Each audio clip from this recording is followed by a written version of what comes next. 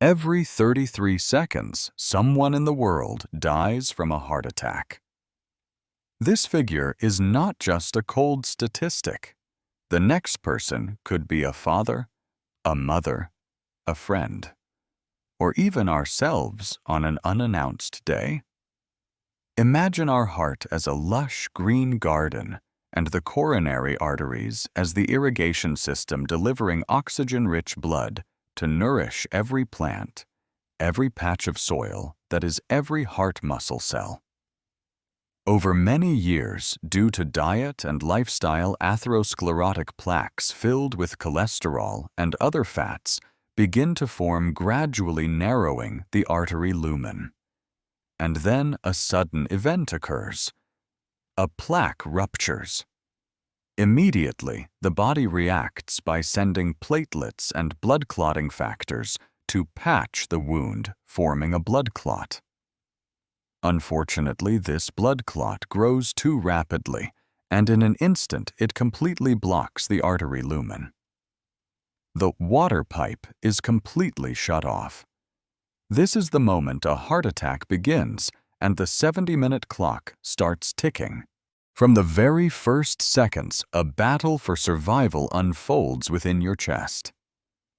From minute 0 to minute 20.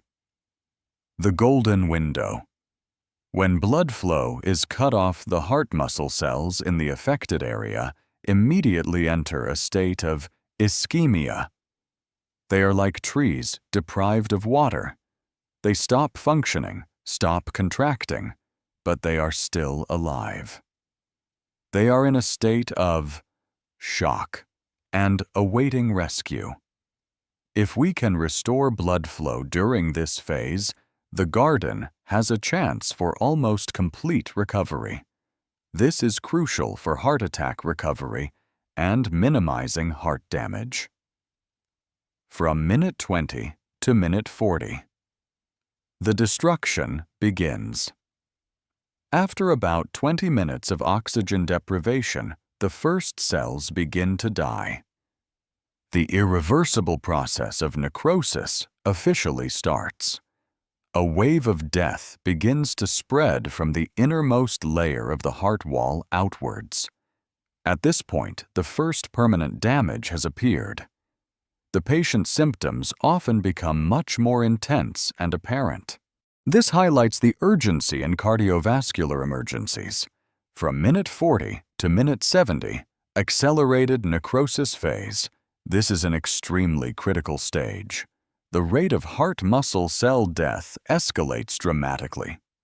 A significant area of myocardium is undergoing necrosis.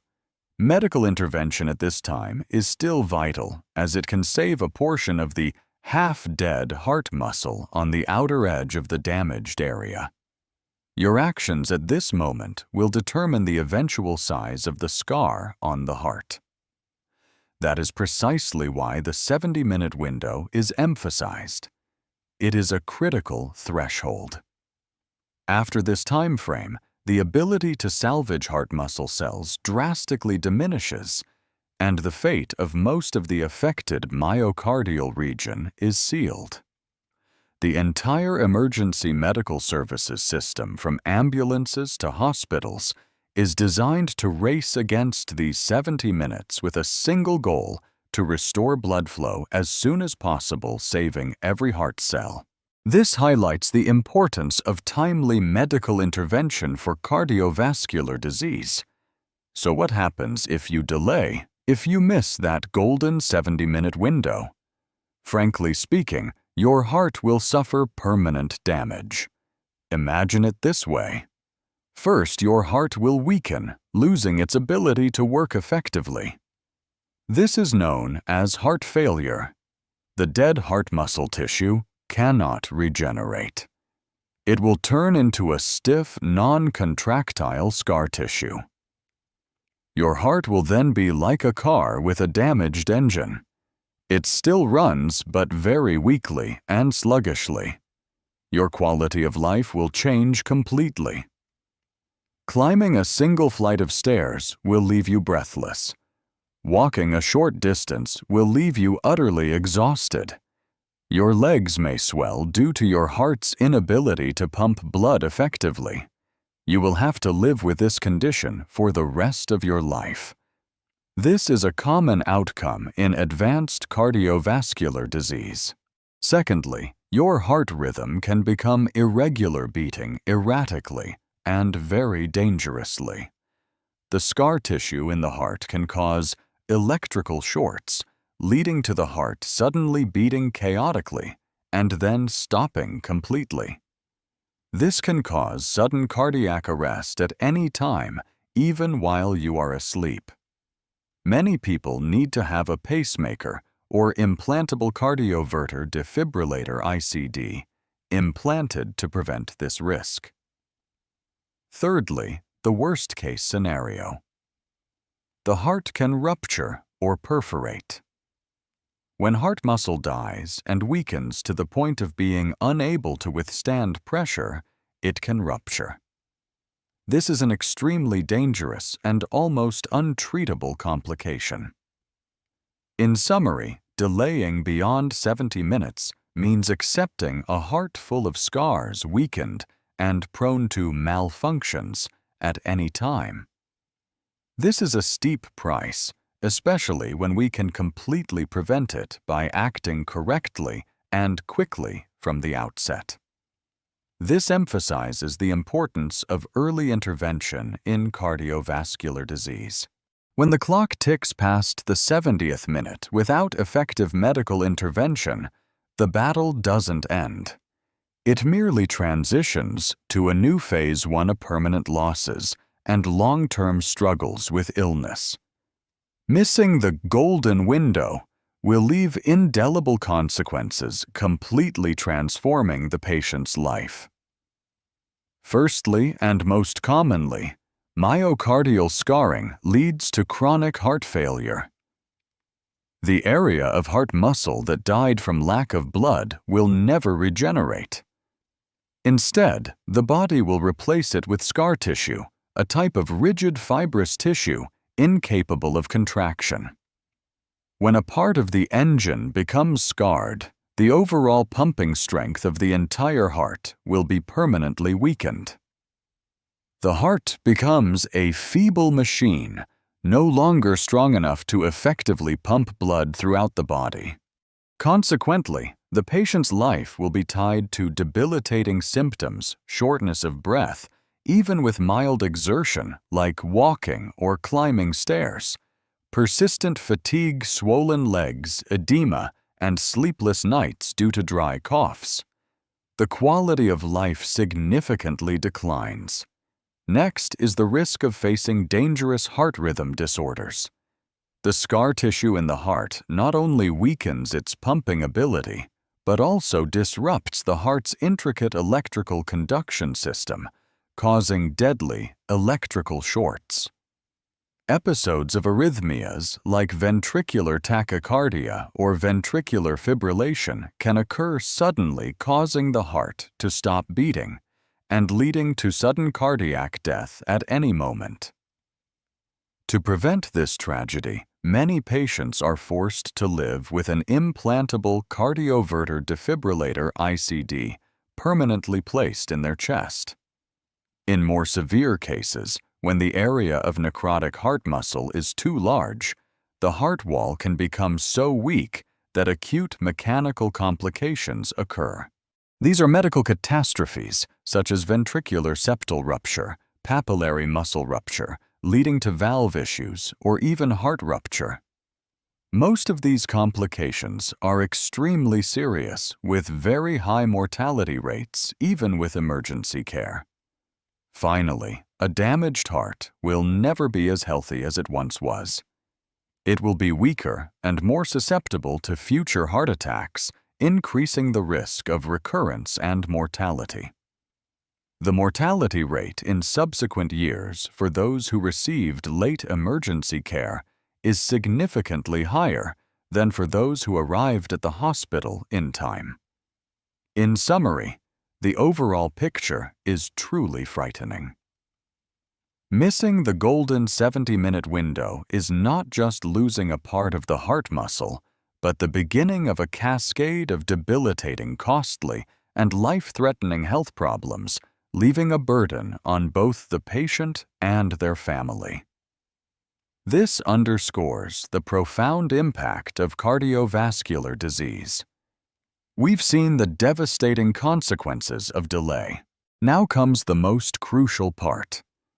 The decisive weapon that will help you and your loved ones win this race against death.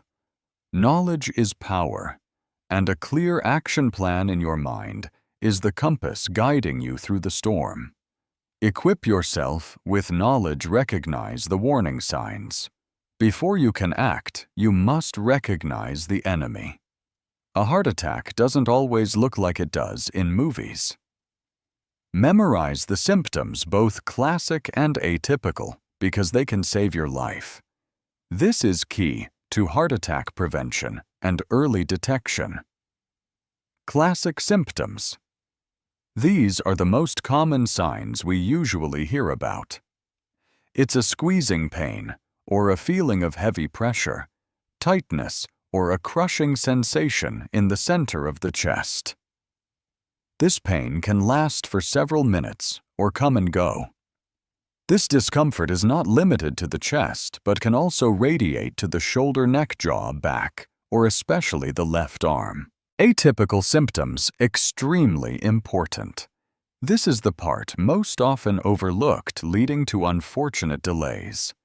Many people, especially women, the elderly and diabetics, can experience a heart attack without clear chest pain.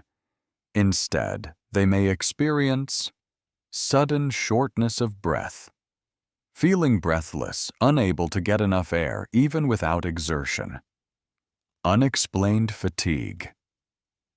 A sudden and extreme feeling of exhaustion, completely different from normal tiredness. Nausea or vomiting. A queasy, uncomfortable feeling in the stomach. Epigastric pain. Pain in the upper abdomen, just below the breastbone, easily mistaken for indigestion or an upset stomach. Dizziness, lightheadedness. Feeling faint or about to pass out.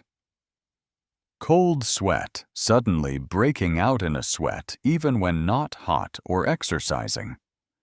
Always remember the golden rule. Never ignore any unusual symptoms that appear suddenly in the area from the navel upwards. When you or someone around you experiences these signs, do not panic. Take a deep breath and precisely follow the next 5 steps. Each step is a crucial link in the chain of life-saving actions. Step 1. Call 911. Immediately, the most important action. This is a command, not an option. The moment you suspect a heart attack, the first and only action you need to take is to pick up the phone and call 911 emergency services. The reason is that the paramedic team is not merely a means of transport. They bring a mobile emergency room directly to you. They are equipped with a defibrillator to handle cardiac arrest oxygen, to support breathing necessary emergency medications, and can perform an ECG electrocardiogram en route for diagnosis and to send information to the hospital. Based on this, they will take you to the most suitable hospital capable of rapid coronary intervention. Avoid these deadly mistakes. Absolutely do not drive yourself to the hospital. You could faint, or your condition could suddenly worsen while driving, endangering yourself and others. Do not wait to see if symptoms will pass. Every minute of waiting means more heart muscle is dying. Do not have family members transport you by motorcycle. This is an unsafe means of transport. Lacks medical equipment and can worsen the patient's condition. Step 2. Stop all activity. Stay calm and rest. While waiting for the ambulance, minimize the burden on your heart. Immediately stop all ongoing activities and sit or lie down. The best position is a semi-reclined sitting position. Fowler's position, leaning against a wall or chair with knees slightly bent. This position helps relax the chest and makes it easier to breathe. Loosen any tight clothing ties or belts. Try to stay calm and breathe deeply and slowly. Panic will make your heart beat faster and consume more oxygen, worsening the situation. Step 3. Chew 1. 325 mg. Aspirin if available. If available and the patient is not allergic, give them a 325 mg dose of aspirin. Aspirin works by preventing platelet aggregation, thereby helping to slow the formation of a blood clot or prevent it from growing larger. The correct way to take it is to chew the tablet thoroughly, not swallow it with water. Chewing helps the medication absorb quickly through the mucous membranes under the tongue and into the bloodstream almost immediately. Important note: absolutely do not use aspirin if you know the patient is allergic to it or if they have bleeding conditions such as a bleeding peptic ulcer. Step 4. Do not self-medicate with other drugs. Aside from aspirin, absolutely do not take or administer any other medication on your own, especially unverified or unprescribed heart-aiding remedies. Many vasodilator drugs can cause a sudden drop in blood pressure, reducing blood flow to the heart and exacerbating the heart attack. Leave medication administration to medical professionals. Step 5. Be ready for the emergency team. Small actions while waiting can save valuable time when the emergency team arrives. If possible, ask someone to open the door, clear pathways to facilitate the movement of the stretcher. Have all the medications the patient is currently taking daily, or any relevant medical documents, old prescriptions, discharge papers ready. When the medical personnel arrive, calmly provide them with information about the onset of symptoms and what has happened. Don't forget to inform the patient's family members. These life-saving actions are crucial for effective emergency care during a cardiac event. A heart attack doesn't give you a second chance. The first 70 minutes from the onset of symptoms is the critical time frame that determines your survival and quality of life thereafter. Every minute that passes, millions of heart muscle cells are irreversibly destroyed. The longer the delay, the lower the chances of survival and the higher the risks of mortality, heart failure, and disability. When you win the 70-minute race, you give yourself or your loved one the opportunity to witness the miracle of modern medicine. When the ambulance arrives at the hospital, everything will proceed with urgency and professionalism. The patient will be taken directly to the emergency room, where the medical team has been notified and is ready to act. Immediately crucial diagnostic procedures will be carried out. An electrocardiogram (ECG) will be connected to accurately identify the location and extent of heart damage. Simultaneously, a blood sample will be taken for a troponin test, a vital biomarker that helps confirm the diagnosis of a heart attack. All these steps occur within just a few minutes, with the goal of determining the optimal and fastest treatment plan. At this point, the sole and most important goal is to reopen the blocked artery revascularization. Two main methods will be considered: percutaneous coronary intervention, PCI. This is considered the gold standard in the treatment of acute myocardial infarction.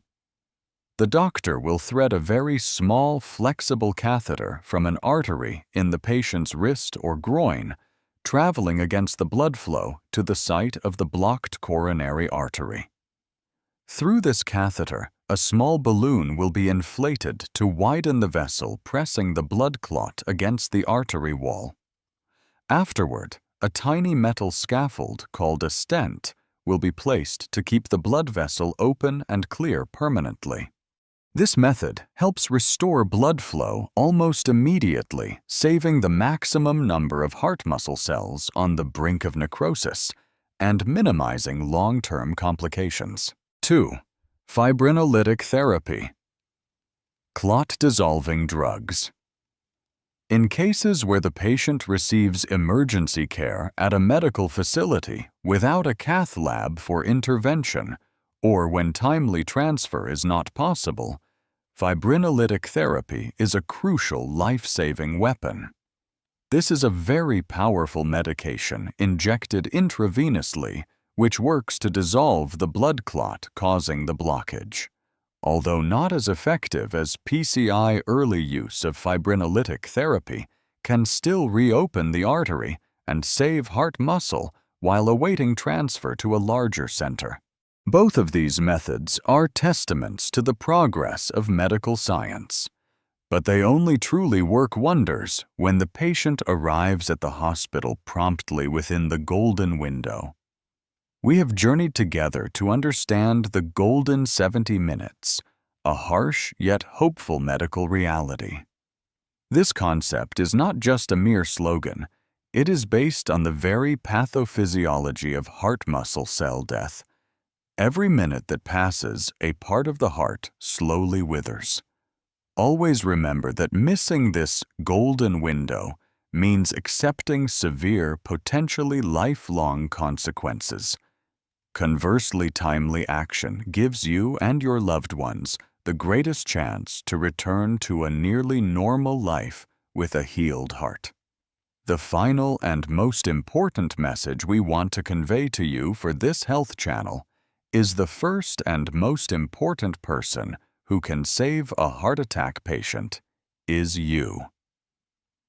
Ambulances and doctors can only be effective when you act correctly and quickly. Therefore, equipping yourself with knowledge is the most powerful weapon. Do not keep this information to yourself. Share it with your parents, spouse, friends, and colleagues. A simple act of sharing today could save a life tomorrow. Turn knowledge into action, because in the 70-minute race, there is no room for hesitation.